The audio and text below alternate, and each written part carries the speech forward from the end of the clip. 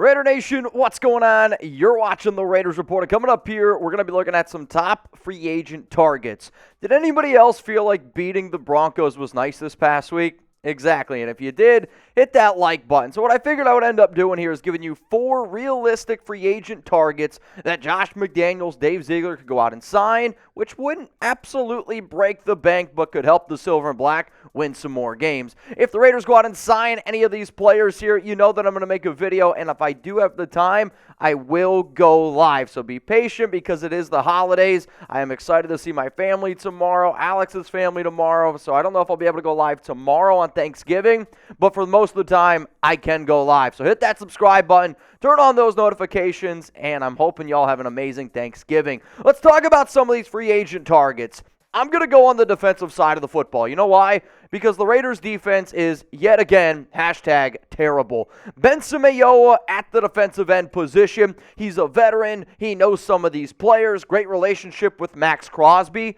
And let's face it, the Raiders need some pass rush help. There's no doubt about it. Mayowa also most recently has played with the Seattle Seahawks, who the Raiders are going up against this week. The Raiders are 3-7. Seattle's at home. They're 6-4. If I can get that advantage, just somewhat of a little bit of an advantage for a player who knows the team that you're going up against, I'm going to try to do that. I believe that he can still be reliable. Not going to be a player that I want to go out there and throw in 20, 25 snaps.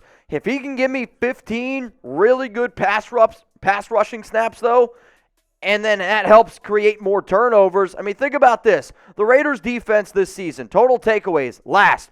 Fumbles recovered, tied for second to last. Interceptions, tied for second to last. Yet your offense has done a pretty good job. If you can create more pressure, and the best season that I've seen out of Benson Mayowa was that one lone year there in 2019 where he had 7 sacks with the Raiders. He also played back in Oakland. This is a dude who can play with the Silver and Black, and I want to see more out of him. From a PFF standpoint last season, he played in 395 snaps. He had an overall grade of 59.4.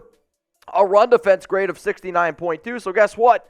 Even if you also need him to play a few times in the run, he's going to be able to do that. Pass rush, 54.9. I just can't take this anymore. Watching Max Crosby essentially be the only dude that can even get a sack on this team, it's sad. He's got 9. Tyler Hall picked up 1 this past week. Nate Hobbs hasn't played in 4 or 5 weeks, and he's still technically tied for second most on this team. You can bitch and moan all you want about the cornerbacks, the linebackers, but it starts up front. And if you can't get pressure on the quarterback, it does not matter. We know the Raiders tried to bring in Chandler Jones. Hasn't worked out. Dude has 6 sacks in his last 24 games, a half a sack this season. Cleveland Ferrell, he's not going to be back next season. Deshaun Bauer hasn't been getting much work. Malcolm Kuntz, you're not giving him a lot of time either. So how about this? Give your fan base a little bit to hope for. Go out, get a defensive end that has played with the Raiders, that has good relationships already in that locker room, and can be somebody that other players look up to. That's why I would love for Las Vegas to pick up the phone and give Benson Mayowa a call. Now, today's show is presented by our awesome sponsor, Established Titles. And if you want to become a lord or a lady, where you can literally put it on your dating profile and credit card, go to establishedtitles.com/chat. Makes a great gift. The Raiders Report is sponsored by Established Titles. Established Titles is a fun and novel way to preserve the natural woodlands of Scotland while helping global reforestation efforts. It is a project based on a historic Scottish custom, where landowners are referred to as lairds or lords and ladies in English. Title packs give you at least 1 square foot of dedicated land with a unique plot number on a private estate in Edelston, Scotland, and an official certificate with a crest. We plant a tree with every order and work with global charities, One Tree Plan, and then Trees for the Future to support global reforestation efforts. You can officially include the title lord or lady on your credit card, plane ticket, dating profiles, etc. It makes a great last-minute gift. The first 200 people purchasing a title pack using my link will effectively be next to my plot. Within a few minutes of walking distance, depending on how many of you want to become a lord or a lady, we can build our own Raider Nation. It makes an amazing last-minute gift. Established Titles is actually running a massive early Black Friday sale right now with discounts up to 80% off. Plus, if you use code CHAT, you can get an additional 10% off. So, Raider Nation, go to establishedtitles.com/chat. Grab a plot of land near me. Let's build our own little Raider Nation. Let's go to another player on the defensive side of the football, a free agent that I've been hoping that the Raiders would at least, knock on the door, see what he's doing, how is he feeling. It's Hightower. And if you're not going to bolster your defensive line all that much and you're going to rely on your linebackers to stop the run, that's one thing that I know that Hightower still is able to do. And for Las Vegas, you know that he can stop the run, and you need more run stoppers. He knows McDaniels. He knows Ziegler well. And if there's areas of coaching, let's just say, let's be real, McDaniels to me doesn't really seem like he's that well connected with the locker room. Now, that win after the Broncos game, you saw. It was there. If you could find somebody, though, who can be a middleman and also help be that leader in the locker room, that's where Hightower can come in to play. He's only played with New England since 2012, hasn't played this season, but the reason why I like Hightower is because of that leadership. I believe the more leaders you have in that locker room, the more success you will have. Divine Diablo's on the IR. He's a lesser version than a Denzel Perriman, but you saw them use Denzel Perriman as an athlete this past week. Go figure. He was able to pin his ears back and go downhill, which is what I want to see. And that's what you could also get out of Hightower. Because, let's face it, besides that, you don't have a lot of good depth. And he's been a really good player for New England. He's not really going to offer you too much in the pass coverage game. But you know what? I'm not signing him to be that. I am signing him to be a leader and to be a run stopper because the Raiders are going to be going up against a lot of teams that are going to try to pound the rock. And if you want to slow down the passing offense, you also got to learn how to stop the rushing attack as well. Last season, Hightower on the New England Patriots. Not a great overall grade of 53.7. Believe it or not, though, that'd be like the second best grade for all our linebackers. A run defense grade, 69, real nice. Pass rush, 58.7. The coverage grade is not good. But guess what? That's not why you would sign Hightower. A total snap, 634. He had 283 run defense snaps. Pass rush snaps of 109 in coverage. He dropped back 242 times.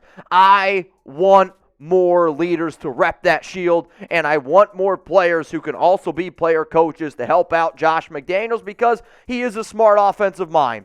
But the one thing that he is clearly lacking is his ability to connect with players. Add a player coach to help you do that. So be brutally honest with me here. What does the Raiders' biggest team need?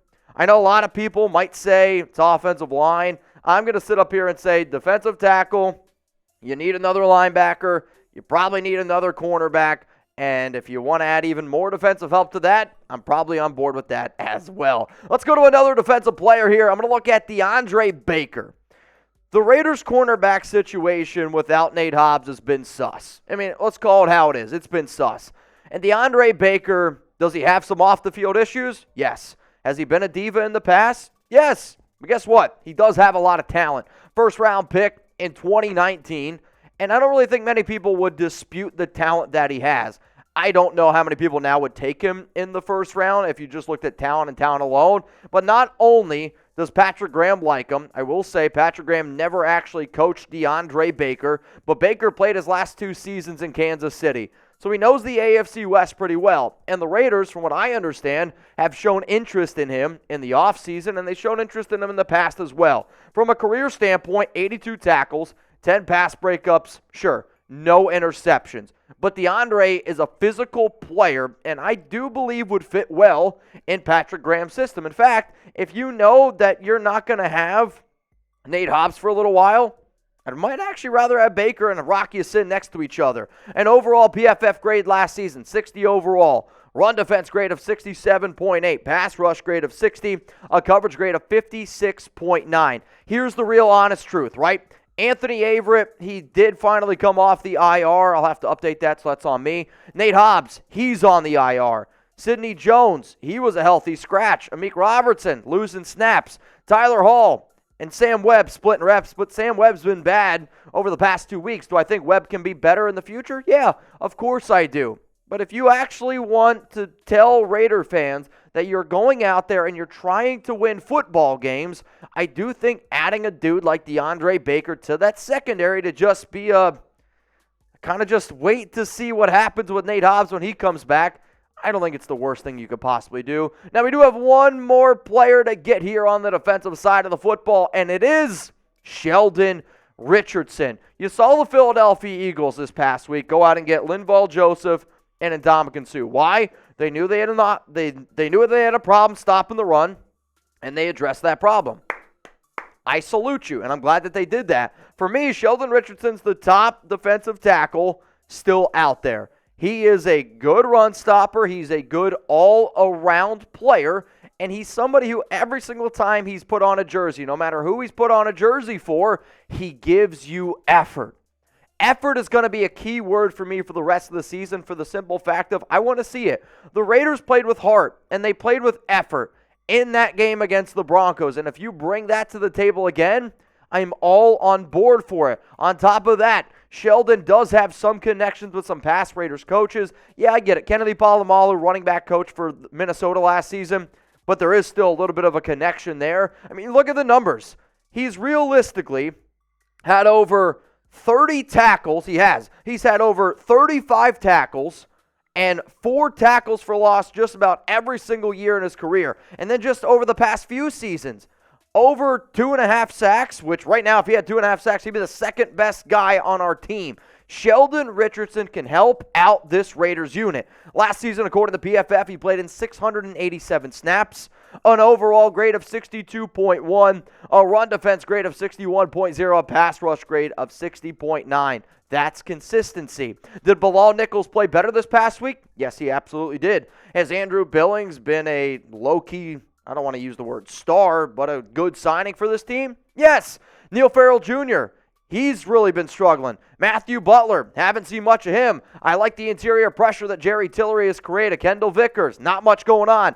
Kyle Petco didn't even play a single snap this past week. The Raiders this entire season have been doing a defensive tackle merry-go-round. And to be just quite frank with you, I really, truly believe in my heart that if you added Sheldon Richardson, he'd be the second best defensive tackle that you have on your team. I believe I'd have more confidence in him than Bilal Nichols. Andrew Billings is still your number one guy. But saying that out loud is not a good thing at all. So here are my Raiders free agent targets that I would love for them to go out and try to get right now, man. I get that people want to tank, but nothing's guaranteed. Look at the Jets.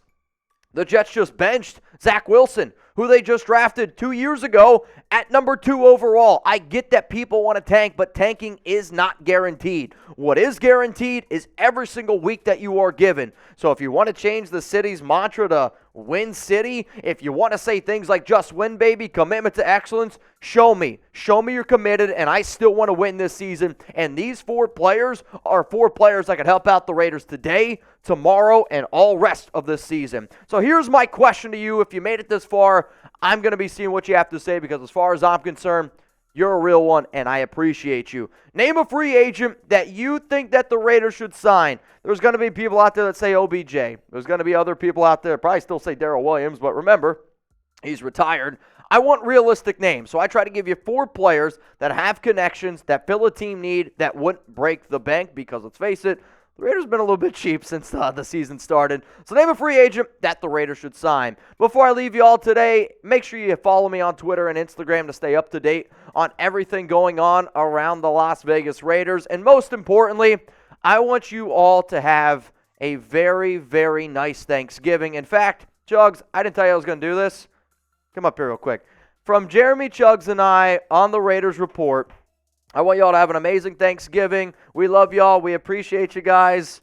And seriously, we could not do what we do if it wasn't for all of you. So I appreciate you. We appreciate you guys. Have a very nice Thanksgiving. Bunch of food. Stuff your face. Pack it all in. I'm going to be eating a bunch of pumpkin pie, a bunch of different. So I did find out we got pecan pie, key lime pie, a lot of pie in my future. Deep fried turkey. We're going to get some ham rocking and rolling.